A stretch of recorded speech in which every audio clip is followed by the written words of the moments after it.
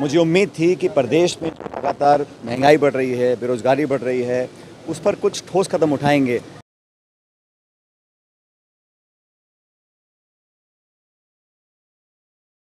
प्रदेश में लगातार महंगाई बढ़ रही है, बेरोजगारी बढ़ रही है, उस पर कुछ ठोस कदम उठाएंगे।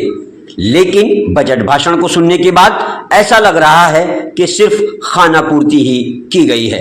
पायलट ने टोंक में दिया बयान। सचिन पायलट ने आज बजट भाषण के बाद विधानसभा में मीडिया से बातचीत करते हुए कहा कि बजट में हमें उम्मीद थी कि प्रदेश में लगातार जो महंगाई बढ़ रही है, बेरोजगारी बढ़ रही है, उस पर कुछ ठोस कदम उठाए जाएंगे। लेकिन बजट भाषण को सुनने के बाद ऐसा लग रहा है कि सिर्फ खानापूर्ति ही की गई है, कुछ ठोस कदम नहीं उठाए गए हैं।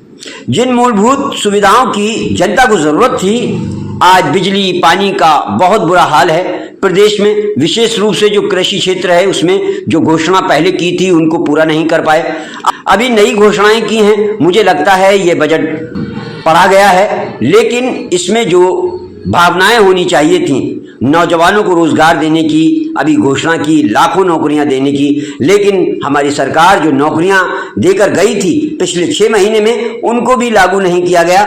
इससे बहुत ज्यादा कोई जनता में प्रभाव नहीं पड़ने वाला है। जनता अब सब समझ रही है। इसके अलावा उन्होंने बजट को लेकर क्या कुछ कहा, आइए देखते हैं। टोंक से KP न्यूज संवाददाता नासिर खान की रिपोर्ट। मुझे उम्मीद थी कि प्रदेश में लगातार महंगाई बढ़ रही है, बेरोजगारी बढ़ रही है, उस पर कुछ ठोस कदम उठाएंगे। लेकिन बजट भाषण को सुनने के बाद मुझे ऐसा लग रहा है कि सिर्फ खाना पूर्ति हुई है और कोई ठोस कदम उठाए नहीं है। जो मूलभूत सुविधाएं की जनता को ज़रूरत थी, आज बिजली पानी से बहुत बुरा हाल है प्रदेश में, और विशेष रूप से जो कृषि क्षेत्र है उसमें जो घोषणाएँ पहले की थी उनको पूरा नहीं कर पाए। अभी नई घोषणाएँ करी हैं। मुझे लगता है कि ये पढ़ा गया है, लेकिन इसमें जो भावना होनी चाहिए थी नौजवानों को रोज़गार देने की, अभी घोषणा करी है इतने लाख नौकरियां, लेकिन पिछले 6 महीने में जो हमारी सरकार जो नौकरियां देकर गई थी उनको भी लागू नहीं कर पाए हैं।